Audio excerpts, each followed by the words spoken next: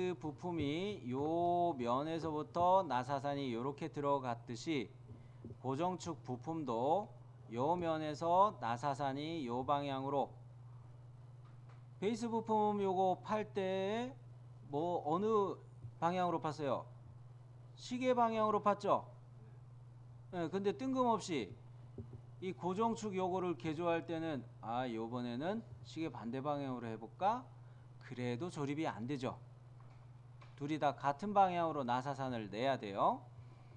자, 그러면 5번 부품을 개조용으로 가지고 있는 5번 부품 05 요거를 열어봅시다.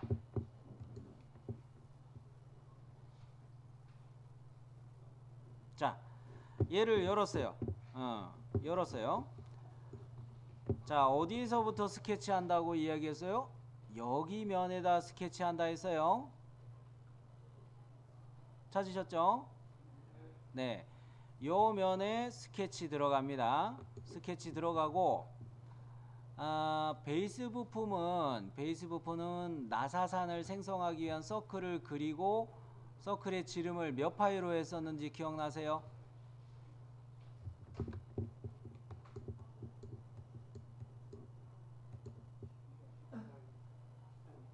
10.6이었죠? 네. 그러면은 요 스케치에다가 내가 서클을 하나 그릴 건데 요거는 그냥 10파이로 잡아줘야 되겠네요. 그죠? 틈새를 만들어 주려고 요거 할 때는 10파이로 가자는 거예요. 서클을.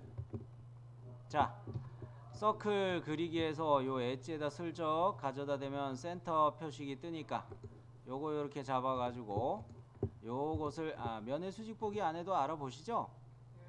네, 요거는 10파이. 치수가 좀 작게 보일란가?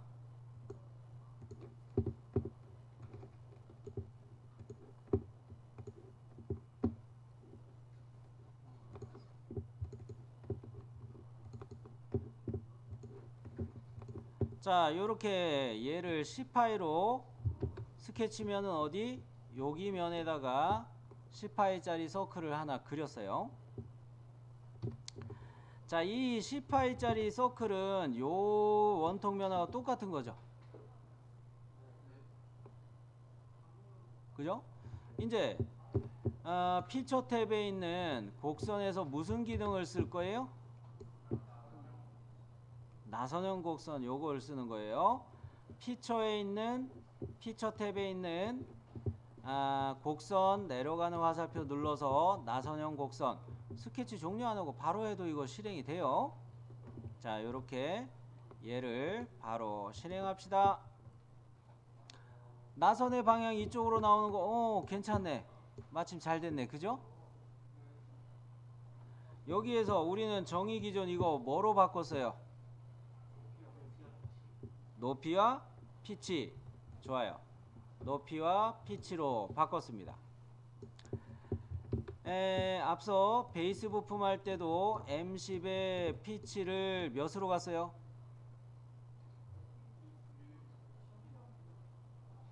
0.9. 그거는 그 스윕 컷을 할 때 프로파일을 에러가 안 나게 조절하는 거였고 피치는 1이었죠. 네, 피치 값은 그대로 1로 써주시고 높이에다가는 이건 순하사니까 순하사가 아마 제 기억으로는 요게 11mm 이상이 되나? 11mm인가? 아마 그랬을 거예요. 근데 11mm만 딱 잡으면 안 좋아요. 그죠? 끝나는 지점이 이렇게 면이 하나 생겨버리죠? 이건 아예 넉넉하게 쭉 한 15, 16 이렇게 더 높이를 16으로 아예 바꿔버리자는 이야기. 이해되셨어요? 네. 자, 그러면 얘는 1, 6이고 얘는 피치가 1이고 시작 위치는 시작 각도는 어제 몇 도로 했어요?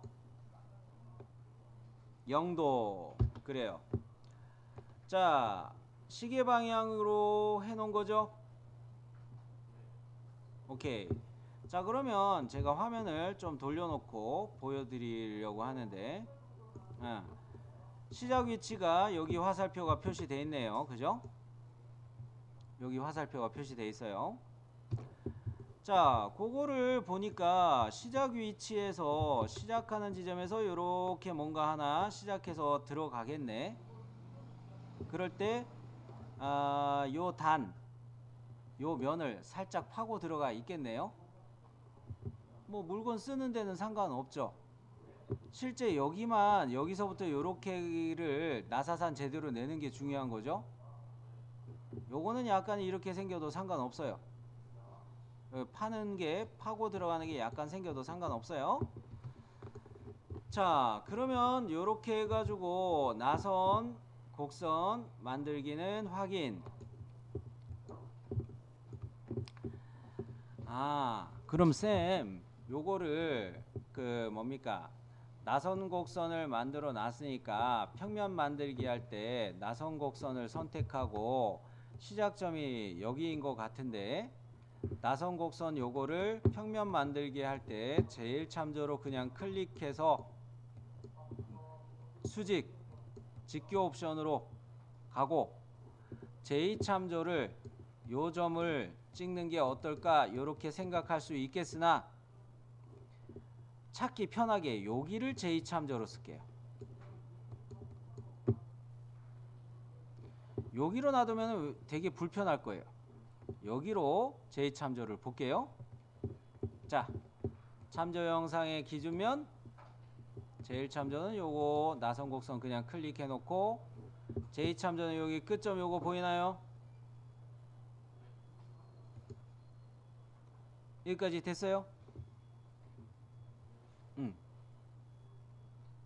자, 그러면 여기에다가 스케치를 바로 가볼까요?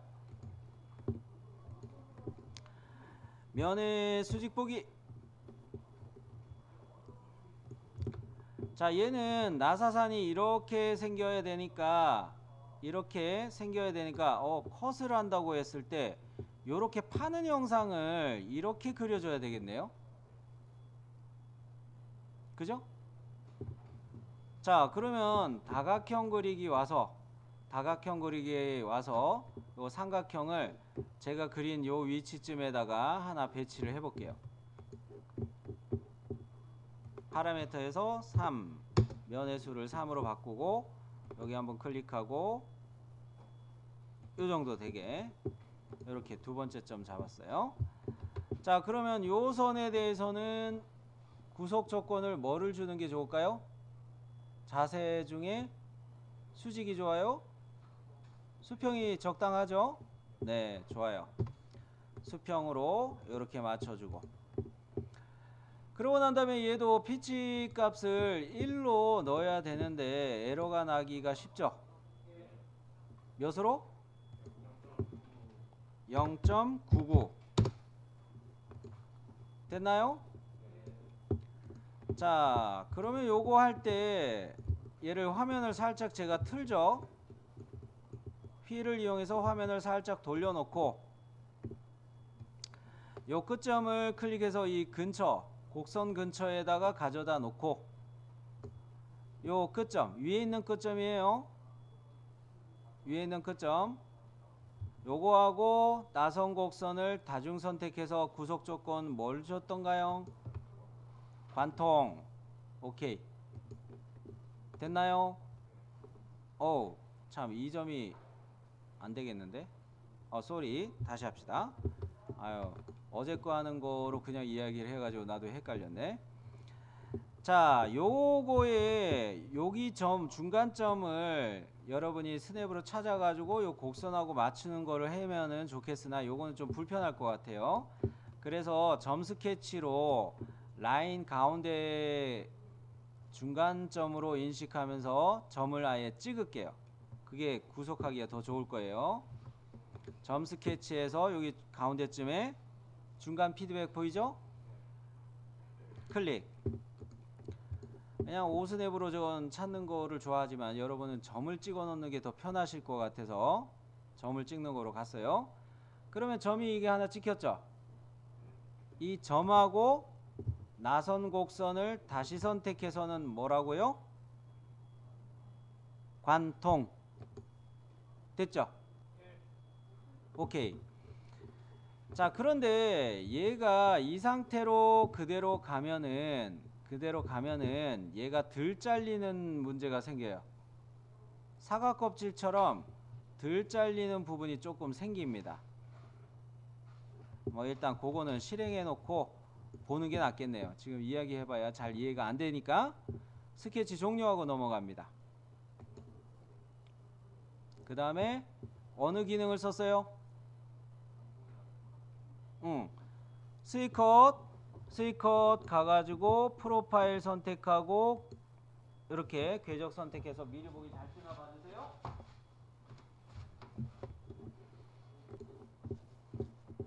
자, 그러면 이렇게 해가지고 얘를 깎았는데 오늘은 이거 궤적이 방향이 괜찮아가지고 괜찮게 나왔네요. 일전에 한번 했을 때는 여기가 이렇게 껍질이 살짝 남게 그렇게 되는 현상도 있었어요. 그런 현상이 생겼다면 뭐예요? 프로파일 요거보다 살짝 이렇게 덧대가지고 이런 현상을 만들어서 이걸 해결할 수가 있겠어요. 자, 그런데 요거는 오늘은 잘 됐으니까 나선곡선은 숨기기 해주시고요. 그 다음에 평면 표시도 숨기기 해주시고요. 그러면은 요 형상이 이렇게 파진 거는 잘 보이죠? 그런데 여기가 좀 문제죠. 이거 요런데 여기 파진 데 있죠. 그리고 여기 모가지도 약간 기스난 것처럼 이렇게 긁고 지나갔죠. 이거는 그 뭡니까, 정면 평면을 스케치면으로 잡아가지고 요 형상을 그대로 따가지고 한 번 더 메꾸면은 불편해요. 여기까지만 요렇게 하나 더 떼가지고 뭡니까, 요런 형상을 중심선에 대해서 맞춰서 이렇게 회전 보스 베이스를 한번 더 떼는 것도 좋겠어요. 요거까지는 한번 마무리 하시고요. 자, 뭔 말이에요? 스케치면을 정면 평면 잡고 중심선 잡고 여기 면하고만 선을 따주고 아래쪽으로 요렇게 덧대서 스케치를 해가지고 얘를 회전 보스 베이스 하나 더 추가하면 여기 기스난 것들은 사라지죠?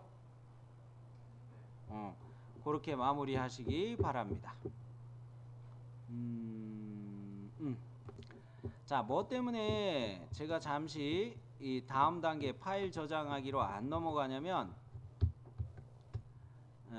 자, 얘를 이렇게 단면 보기로 저는 보여드리는 중인데 베이스 부품의 암나사 형상이 나온 거를 실제 출력된 물건을 여러분이 보시면서 느낀 것처럼 좀 이게 소실되는 게 있어요.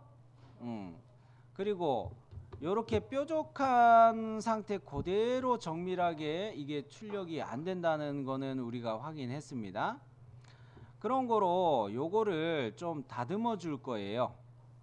요거 피처를 좀 더 다듬어 줄 건데 어떻게 다듬을 거냐면은 요것이 M10이잖아요. 그러니까 요것이 바깥 지름이 10파이로 요거 잡았죠. 그런데 요거를 약간 사다리꼴 형상 비슷하게 뾰족했던 요거를 요렇게를 날려보는 거를 조금 추가할게요. 볼트도 여러분이 잘 관찰해 보시면 볼트의 나사산도 약간 요렇게 돼 있어요. 끝이 약간 요렇게 깎여 있어요. 요렇게 뾰족하게 된 것들은 보관하다가 이게 나사산이 망가지고 막 그래 버려요. 그렇기 때문에 여기를 약간 이렇게 깎아서 생산을 하는 거죠. 그러면은 우리는 그렇게 맞추기 위해서 얘를 9.8파이 정도로 바꿀 거예요. 어떻게? 중심선을 하나 긋고 여기에다가 이렇게 코너 사각형으로 하나 그려서 얘가 9.8파이가 되게 그렇게 잡을 거예요. 자, 그럼 그렇게 조절해 볼게요. 평면은 정면 평면에 스케치를 들어가면 좋을 것 같아요. 회전 컷을 위한 스케치입니다. 정면 평면에 스케치. 자, 면의 수직 보기는 볼 필요 하다면 하시고요. 중심선을 먼저 가야겠어요. 중심선을 가는데 원점 위치는 여기로 떨어져 있죠. 중심 위치를 일단 이렇게 중심선을 하나 그려놓고 화면을 이렇게 돌려보면 여기 동그란 엣지 이거 보이나요? 또는 여기에다 맞추는 게 더 낫겠다. 어차피 여기만 잡으면 되니까. 요 엣지가 더 낫겠네요. 요 엣지 보이죠? 요거 클릭하고 중심선의 왼쪽의 끝점을 다중 선택해서 얘를 뭐로 구속하는 거예요? 중간점. 그래요. 중간점으로 이렇게 구속을 했어요. 그러면 이 앞서 만들어진 거에 중심축하고 똑같이 만들어지죠. 물론 보이기 숨기기 아이콘을 이용해서 임시축을 켜놓고 임시축에다가 동일선상으로 이 중심선을 맞춰도 돼요. 방법은 여러 가지지만 이렇게 했고, 자, 이 상태에서 다시 면의 수직 보기. 자, 이 정도로 맞춰놓고, 자, 그러면은 코너 사각형을 여기쯤에다 그린다고 했어요. 코너 사각형 됐나요? 자, 코너 사각형을 갈 때 여기 엣지하고 요 엣지하고를 동일선상으로 맞출게요. 여기 가서 붙었죠. 그러면 요거 엣지하고 얘는 동일선상으로 맞춘 상태고, 요 선분을 클릭하고 중심선을 클릭해서 지름치수를 넣는데 이 지름치수를 파이 9.8로 가자는 이야기죠. 자, 그러면 지능형 치수 해가지고 얘를 이렇게 9.8. 그럼 여기가 나사부의 끝단이 약간 깎이겠네요. 9.8 그래요. 9.8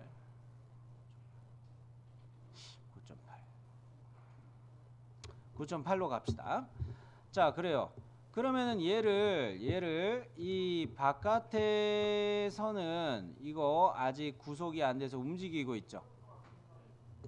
자, 얘는 어디에다 구속을 줄 거냐면 여기에다가 커서를 가져다 대면 아이콘이 요렇게 실루엣 모서리 요거를 나타냅니다. 요거 아이콘이 뜰 거예요. 그때 요 모서리하고 요 선분을 선택해서 동일선상 구속을 합니다. 보이죠?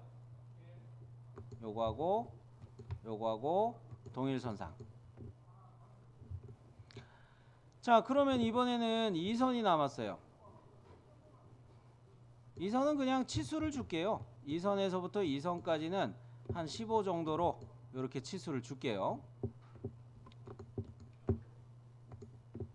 요 선하고 요 엣지하고 해도 되고,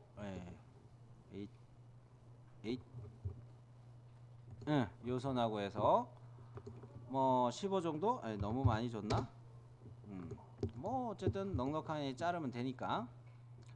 자, 그러면 요거 됐으면 회전 컷을 갑시다. 회전 컷.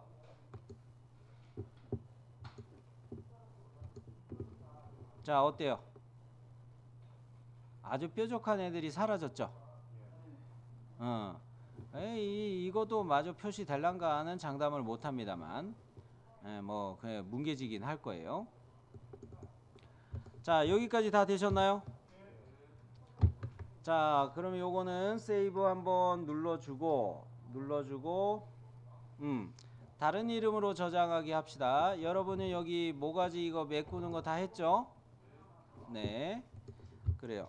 그러면은 요거를 세이브 한번 한 상태에서 다른 이름으로 저장 바로 갑시다. STL로 바꾸고, STL 옵션은 굳이 이제 이야기 안 할게요.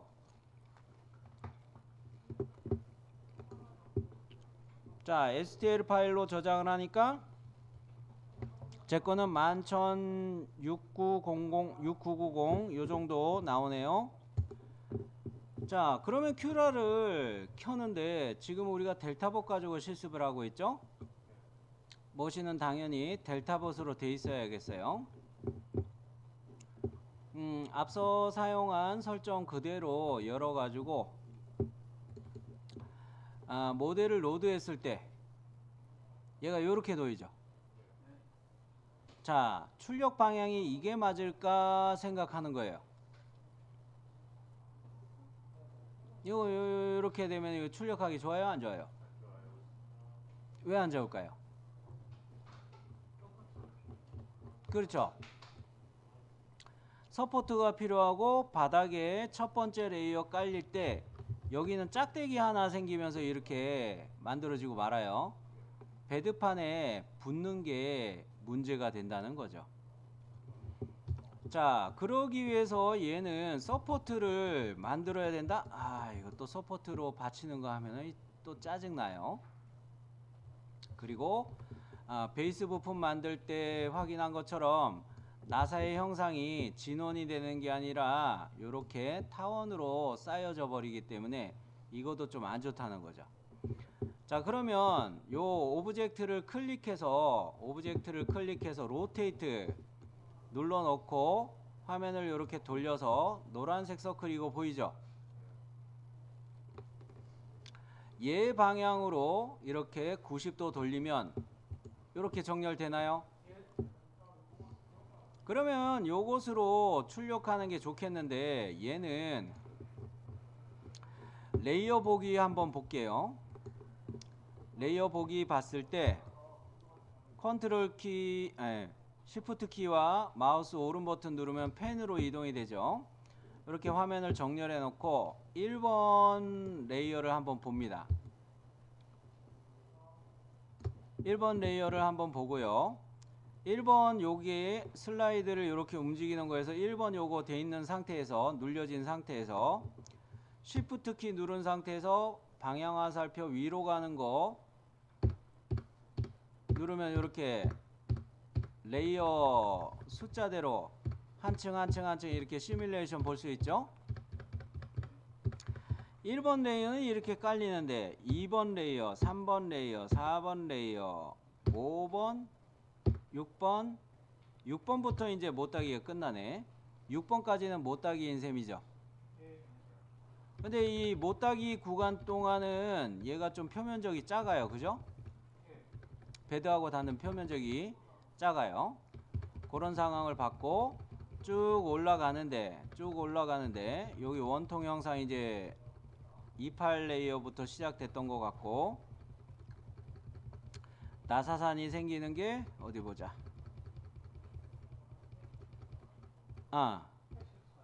84 그래요. 84 레이어서부터 나사산이 생기는데 요렇게 나사산이 좀 생기죠.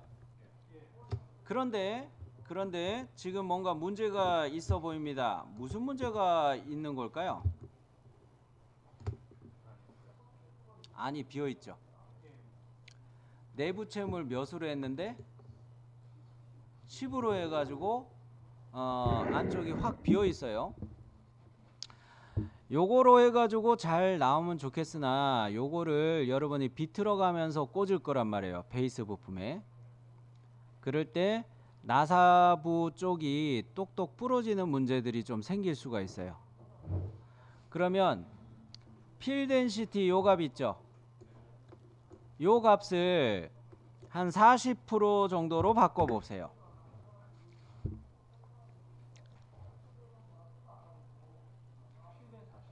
네. 필 덴시티 요거 40으로 바꾸니까 노란 색깔 요게 내부 체음이죠.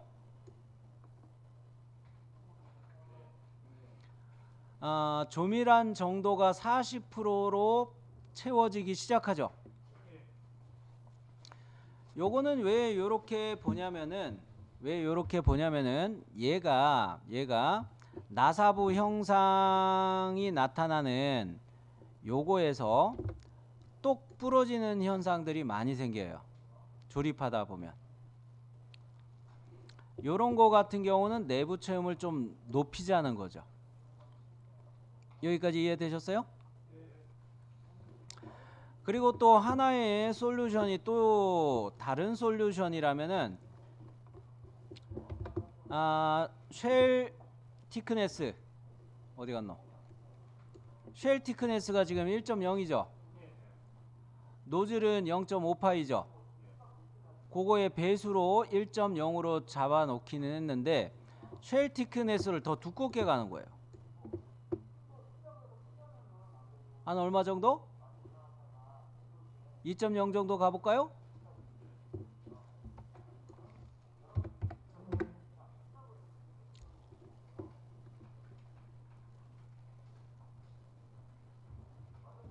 어때요? 수습강의 벽 두께가 두꺼워졌죠? 수습강 안쪽을 채우는 것도 좀 더 조밀해졌고 얘는 강도가 좀 더 세졌겠네요. 자, 상황마다 이거는 조절하는 거예요. 그죠? 상황마다 조절하는 건데 형상을 어떤 용도로 쓰느냐? 체결용으로 이렇게 만들었다 싶으면은 요게 부러질 위험이 많아요. 특히나 얇은 축들이 부러지는 문제들이 많이 생겨요. 그랬을 때 쉘 티크네스 값을 이렇게 높여주고 내부 체움, 필 덴시티 요거 값을 40% 요렇게, 이건 퍼센트라고 이야기하죠. 요런 식으로 조절함으로 만들어질 출력물의 강도를 조절할 수가 있겠어요. 그래도 얘는 단점은 있어요. 단점은 있어요. 어떤 단점이 있냐면 얘는 레이어가 적층되는 게 이렇게 적층이 되죠. 힘을 받을 때 층과 층이 붙은 것이 오히려 더 잘 부러지게 된 구조예요. 예를 들어 요것이 원래 있었던 스타일로 요 스타일로 돼 있다면 레이어가 적층될 때 어떻게 적층이 돼요? 이렇게 적층이 되죠. 이쪽으로 힘이 가해져도 얘는 덜 끊어지겠죠. 유리하겠죠. 그러나 형상 만드는 데는 좀 안 좋고, 출력 방향하고 레이어가 적층되는 방향하고를 신경 쓰는 이유가 아시겠죠? 네. 그런 면에서 우리는 얘네들을 좀 이렇게 세워서 출력하는 게 좋겠다라는 건데요. 뭐 어쩔 수 없이 레이어가 이런 식으로 쌓여서 이 힘이 이 방향으로 가해진다고 할 때 비틀림 하중이 가해진단 말이에요. 비틀림 하중. 빨리 짤 때 이렇게 비틀잖아요. 그런 것처럼 힘이 이렇게 가해지고 이렇게 가해진단 말이에요.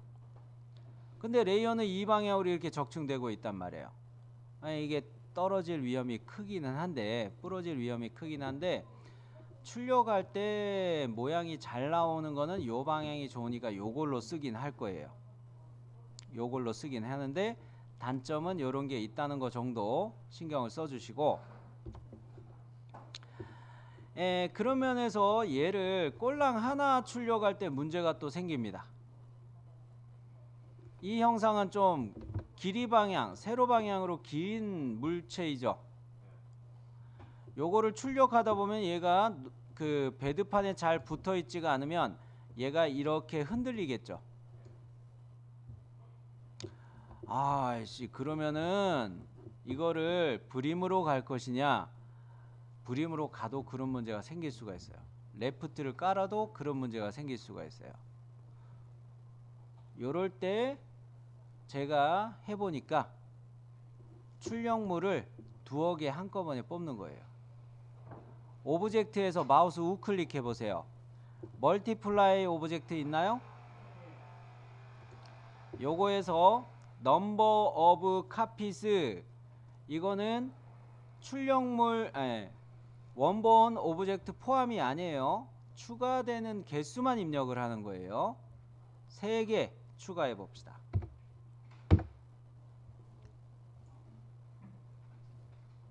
오, 다 같이. 오,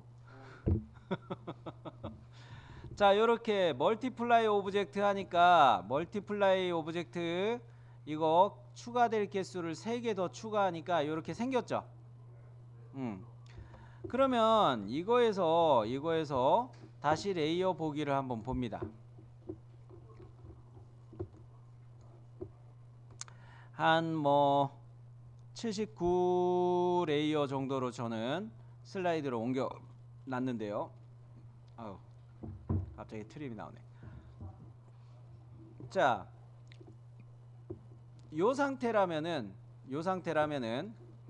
계속 하나의 출력물을 이렇게 레이어 적층하면서 갈 때 결국에는 얘가 이렇게 쌓아 올라가다가 요렇게 좌우로 트위스트 주면서 그렇게 되는 현상이 발생하는 거를 4개 정도를 한꺼번에 출력한다.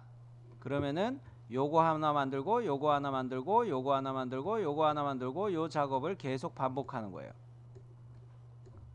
꽈배기처럼 꼬이는 게 덜 생길 수가 있어요. 그리고 출력하면서 표면적을 결과적으로 넓게 사용하기 때문에 이 길이 방향으로 긴 축을 쌓을 때는 한 4개 정도를 이렇게 한꺼번에 출력하는 게 좋아요. 그리고 이렇게 축은 여러분이 많이 뿌려 먹어요. 하다 보면은 요거 많이 부러뜨려요. 그렇기 때문에 여분으로 뽑아 놓는 게 정신 건강에 좋아요. 그렇기 때문에 애저녁에 요렇게 잡으시고요. 자, 여기서 하나의 그 백업에 대한 이야기를 합시다. 백업. 뭔 또 백업이야? 오브젝트를 불러오고 난 다음에 로테이트 해가지고 정렬을 해놨죠. 그리고 멀티플라이를 이용해서 카피 개수를 늘리고 이렇게 정렬해줘. 아, 이거 또 다 뿌려먹었네. 4개 뽑았는데 다 뿌려먹었네. 또 이거 출력해야 되는데 G코드 파일은 SD카드에 지워져 있고 이거 다시 불러와가지고 로테이트하고 멀티플라이하고 이렇게 또 반복해요. 이게 귀찮은 거예요. 자, 어떻게 한다? 풀다운 메뉴 파일 있나요? 세이브 모델이 있습니다. 파일에 세이브 모델 요거 눌러가지고요. 보시면은 파일 형식이 AMF로 저장된다 라고 떠 있어요. 자, 이 AMF는 내가 오브젝트를 정렬한 것하고 개수를 늘린 것들 요 출력하면 설정해 놓은 배치 상태 그거를 3D로 저장해 주는 기능이에요. 자, 그래서 얘다가 05로 그냥 저장을 할게요. 하셨나요? 그러면 오브젝트에서 마우스 우클릭 하도록 합니다. 잠깐 제 거는 계산하는 중인가 본데. 빨리. 또 섰어. 됐다. 자, 오브젝트에서 마우스 우클릭하고 델리트 올 오브젝트 해보세요. 싸그리 지워지나요? 자, 그러면 이번에 로드 하는데 뭐를 로드한다? 05STL을 로드하는 게 아니라 AMF를 여는 거예요. 어디 갔어? 요거는 STL인 것 같고 파일 유형이 요렇게 3D 개체라는 애하고 제 거는 그 큐라 신버전도 깔아놔서 그렇긴 한데 매뉴팩처링 포맷이라는 애 있죠. 찾으셨나요? 요거를 열어볼게요. 열려라 참깨.